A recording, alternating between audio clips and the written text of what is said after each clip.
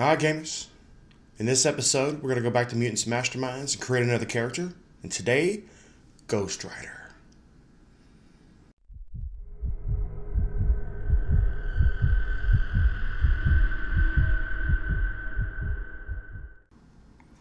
Alright, gamers. Welcome back to Game Master's Dungeon. I am Brian, your Game Master. Today, we are going to go back to Mutants and Masterminds and create another character. And today, we're going to do one in the likeness of the Ghost Rider. I hope you're going to enjoy this video. If you do, give me a thumbs up. If you enjoy the content that I'm producing, please hit that subscribe button and that bell notification so you get instant updates when I post new content. With that out of the way, let's get to it. Alright, gamers, so here we are. We're going to be taking a look at this character. So today we are going to be looking at a character in the likeness of the Ghost Rider. This was a suggestion by one of my subscribers, so I thought I would put one together for you and share it with you to see what you think. And if you like it, you're free to use it. I will put a link in the description below to my Google Drive where I have it uploaded, so you're free to download it, use it, change it, however you like, play with it, whatever you want to do. So let's get into it. All right, so looking here at the top, so we filled out the top section, right? So we're going to make a male character, okay? I named him Samson Alexander, just kind of threw a name together. His identity, instead of Ghost Rider, I wanted to be a little more unique, so I gave it an identity called the Hellish Hunter. All right? I don't know what you guys think about that. I thought it was kind of cool on a whim. Obviously, his identity is secret. He's male. He's going to be 32 years old. He's 5'7", 165 pounds. He's got green eyes, brown hair. He is part of Team Supreme, like the rest of them. His base of operations is in the vault. I did do power level 10. And then his power point total, so I spent 8 points in abilities, 126 points in powers, 3 points in advantages, 13 points in skills. I didn't spend any points directly into defenses, but we'll talk about why this looks like this over here shortly. So for 150 points. So I will say, the power level 10, I was struggling to squeeze in everything that I thought he would need to kind of fit the character. Had to do some research on the Ghost Rider. I'm a big Ghost Rider fan, but I wanted to kind of get every little bit of information about the character that I could to try to incorporate it into the character I created. So hopefully you've got your book and you're going to be ready to follow along. Now, I didn't put page numbers on all the powers because, as you can see, the powers section here is it's full of stuff. I just figured if I put page numbers on the side, it would get, it would look too cramped. It's cramped enough as it is, but I'll kind of be talking about it as we're going through it. So then, his skills and advantages, and then all the rest of the character sheet. So, starting at the top. So, I've got these slashes here, so like strength and stamina. So, he's got a strength and stamina, agility, and dexterity base in his human form of 0. And he's got a fighting of 1, an intellect of 1, awareness of 2, and a presence of 0. Now, these slashes are once he changes his form into the hunter. And we're going to talk about that down here in a second. Okay? Then you look at defenses. There's all these slashes and numbers afterwards. So when he's not in the Hellish Hunter form, he's not very good. All right? That was kind of the plan that I had for him. He's kind of a nobody, simple guy, simple job, paying the bills, living day to day. Then he gets this power. If you guys decide to use this character, come up with an origin story however you want. I would say, maybe, obviously he's cursed or made a deal or, however you want to come up with it. Obviously, if you use the character, talk to your game master, see how they can work him into their game. So, but then you'll see, like I said, all these slashes. So in his alternate form, which is what I took for the Ghost Rider form, he obviously gets a lot better combat-wise, defensive-wise. Offensive, obviously all these offenses are going to be while he's in the hunter form. So we've got Hellish Chains. So I did it a little differently. He doesn't just carry around a set of chains that he envelops in. Fire, I gave him a damage power of Hellish Chains. Basically, he creates the chains out of fire and uses them, which I thought was kind of cool. Then obviously unarmed attacks. And then he's got the hellfire. He creates bolts of hellfire that he can throw around. And, of course, we got the Pinnate Stab. So it doesn't do a ton of damage, but it's got a bunch of afflictions that it does. We're going to get to that down here in the bottom. So let's look at his power suite. So what I took is alternate form. So if you want to look at alternate form is on page 98. Okay. So, and then it's a 2-point effect on it. So basically what that means, it takes a standard action to go from normal form to the Hellish Hunter form. So if you need it in combat, you got to spend a whole turn transforming. But I think that's obviously, well, it makes it a little cheaper. Plus, it gives you that kind of sense of like, oh, if you get surprised or whatever, it's pretty dangerous. But if the enemy lets you, turn into your hunter form, they're going to be in trouble. So I took alternate form, standard action, okay? So then basically you take alternate form and you get access to none of these powers unless you're in the alternate form. You got nothing. Okay? You don't have anything normally. So in your human form, with the way I've built this character, you got nothing. So be very careful. But once you do turn into this, you're pretty good. You're pretty beastly. So obviously you go to the form, takes a standard action. You're able to throw Hellfire bolts. It's a ranged damage power with a damage of 8. Then Hellfire breath. So basically you breathe Hellfire out of your skull head. I took area cone with a damage of 8. So the area cone, so it's going to start at you and it's going to go out like 60 feet in like a cone shape. So, but I didn't take selective on it. So if your allies are in the way, you're going to breathe fire on them too. So it's one of those things you got to be careful with. Obviously, we took enhanced strength and stamina because the Ghost Rider is strong and he's very resilient. I did take impervious toughness of level 9. So that means anything with the damage effect of 5 or less, you just ignore. So that's a lot of guns and any attack from any normal mortal. You're almost always going to be immune to the damage. And then here's your Hellish Chains. So he's just going to create like chains out of fire, and he's going to be able to whip them around as a close attack. And then, okay, so now let's get into the Pinnate Stab. Pinnate Stab is pretty complex. Took me a little bit to put it together. So it's damage 5. So it doesn't do a ton of damage. But really where it gets its effect is from its afflictions. So it's linked to affliction. So when you use the Pinnate Stab, you deal the damage. So then they have to make the toughness test. Obviously, you have to roll to hit with it, and then they take the toughness test against the damage, and then it's linked with affliction at level 8. So it goes up to 3 levels. So 3 degrees of failure the enemy can be affected by. So first it makes them invulnerable. First it makes them vulnerable, then it makes them stunned, and then it incapacitates them.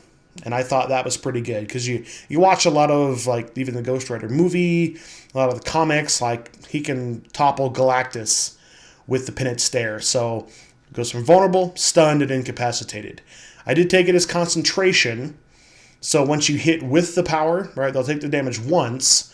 But as you spend your turn maintaining the stare, they have to continue to roll the will save to resist the affliction until you stop concentrating on it. So basically you hit with it, do the damage, and then you just stare into their soul until you basically incapacitate them. Okay? And it's cumulative as well.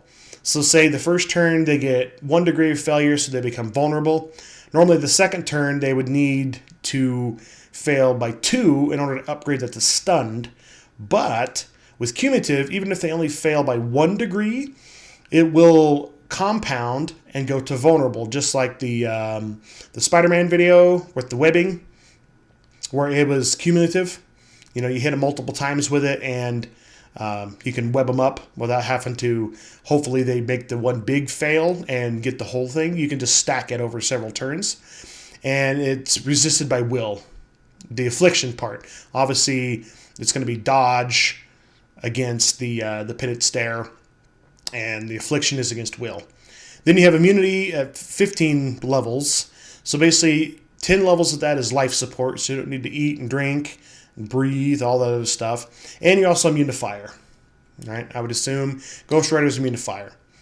And then we get down here, we say about 3 levels of movement. So limited to his motorcycle. So the character has a motorcycle. Down here in advantages. So 2 points of advantages gives you a motorcycle, which gives you 10 points of equipment.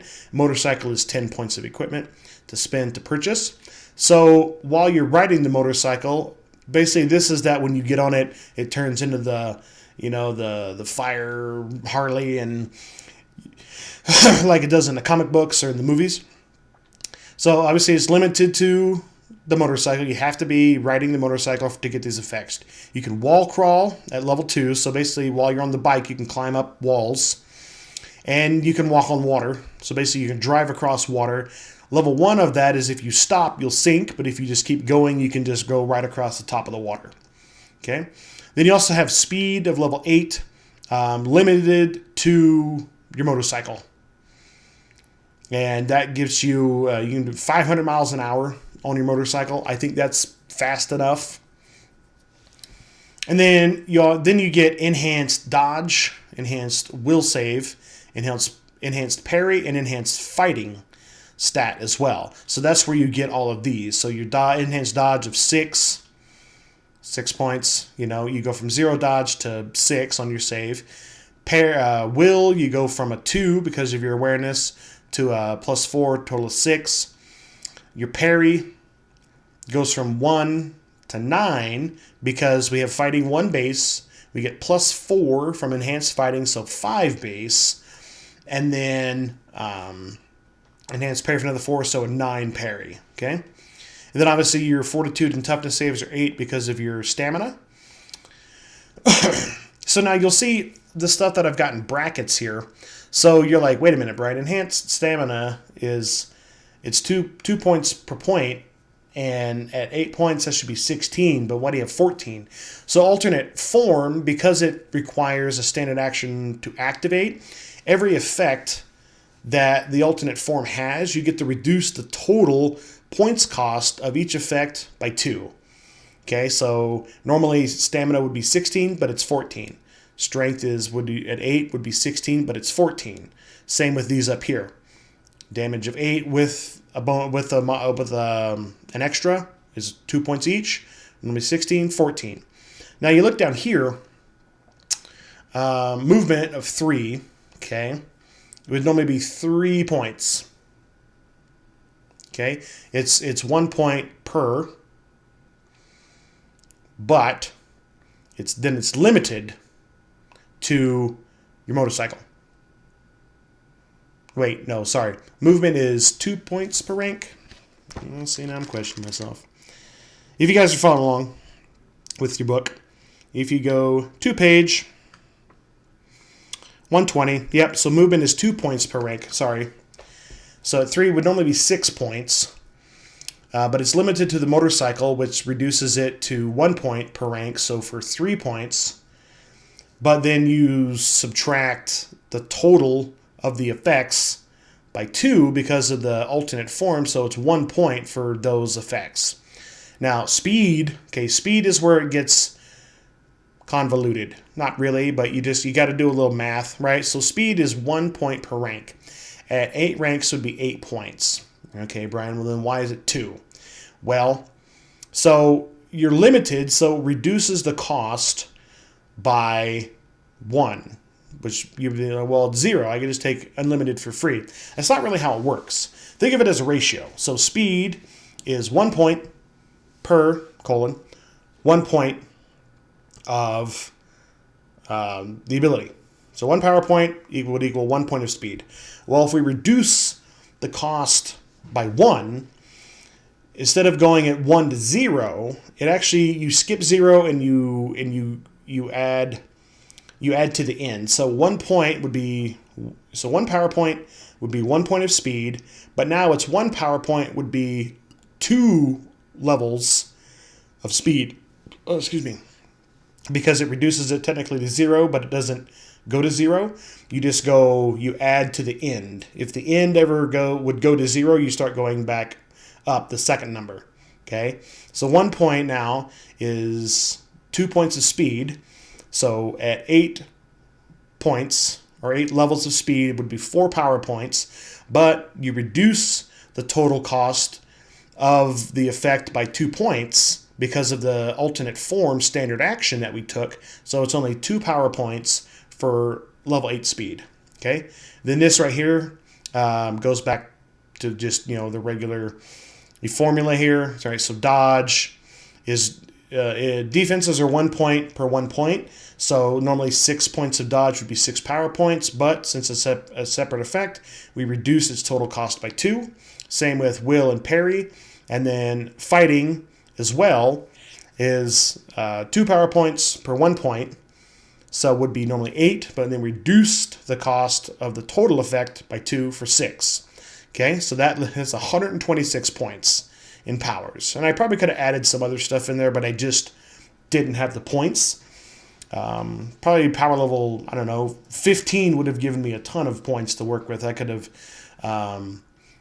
put in a couple of more things that I would have wanted, like regeneration would be something that I would add as well, just because the Ghost Rider is almost immortal. Like he can withstand damage that would kill other heroes, just because he's how he's cursed and he's some kind of a demon or whatever, however you want to spin it. So then we've got advantages. I did take a level of improved initiative here because I had like an extra point floating around after messing with skills, because he had no initiative modifier because his dex was 0, so now he's got at least a +4. Skills. So close combat, we took Hellish Chains. So his ability is fighting a 5 once you're in your form, and then 4 ranks for a total +9. Same with the Pinnate Stare, because Pinnate Stare it's close attack, so falls under close combat. So basically, you've got to be like right there in their face to do it. I didn't make it to where you could be like 20 feet away and scope in on them. So you got to be like right next to them to use it. So I did the same thing there. Intimidation, obviously the Ghost Rider is very scary, but obviously he has no presence. I didn't have enough points to buy presence, so it does have a +6 to intimidate. His ranged combat, his Hellfire bolts. Ranged combat is modified by dexterity, so he has no dexterity. So he only gets +6 to hit with the Hellfire bolts. But I'm assuming you're going to be whipping the chains around and pin and stare quite a lot. But Hellfire bolts is just to have a ranged attack, plus it's thematic with the character. Then vehicles, you got to take vehicles. You got to be able to ride the motorcycle. If you don't take this, you're not going to ride the motorcycle very well. The rider can ride the motorcycle. Obviously, I would love to put more points in there, but I just didn't have it. So obviously, this is something that I would prove with experience points. Same with Hellfire bolts. I would put more ranks, or eventually, with experience points, I would begin to upgrade my dexterity and my presence as well to help with intimidation and my ranged attacks. And then improve fighting as well. Obviously, you're going to want fighting to go up so you hit better as you fight stronger and stronger enemies. See, this is why I don't advocate for the maxing out all of your defenses and offenses with every character you make, because not every character can dodge, parry, and take damage the same. If you're fighting an enemy that is really dodgy, has a high dodge, well, get in close, make them parry your attacks with the Hellfire chains. Well, they're probably not going to have as high of a parry as they would of a dodge, so you're going to be able to hit more. But if, your Game Master makes the character with max of everything, it's going to be really, really hard for any type of attack to hit. That's why I like the varied stat lines, right? So this guy, he can dodge a little bit, but if you get him in melee, you're thinking, oh, I'm going to go over and beat this guy up. You're going to be in trouble, because he's going to parry, he's going to soak a lot of damage and things like that, but he's not as agile as he is tough. That's just how I built this character. Obviously, if you decide to create something similar, use this as a template, or even just, okay, I like these powers, let's change around everything else. It's up to you. I leave it in your hands. And then, yeah, I didn't fill anything else out. because I'm gonna let you guys do that, because I don't plan to play any Mutants or Masterminds anytime soon. It would be kind of cool though to play a game, but right now I'm running 2 different games with my game group, so I won't see that. But like I said in my New Year's video, I would definitely enjoy running a game for you, the viewer, my subscribers. If there's enough interest and enough people that want to play a game of Mutants or Masterminds, I would be willing to run that online through probably Roll20. Eventually, one of these days, I'm going to do a video on Roll20. I'm not super good at it, but I mean, I know enough to get me by. Plus, it's a lot of fun, and it's a really good Game Master tool for doing maps and characters and keeping yourself organized, which is very important. All right, gamers, that was it. That was the Hellish Hunter, aka the Ghost Rider. Hope you all enjoyed that. If you did, hit that like button. If you like the content that I'm producing, please hit that subscribe button and that bell icon to get instant notifications when I produce new content. And until I see you again in the dungeon, I'm Brian, your Game Master, and happy gaming.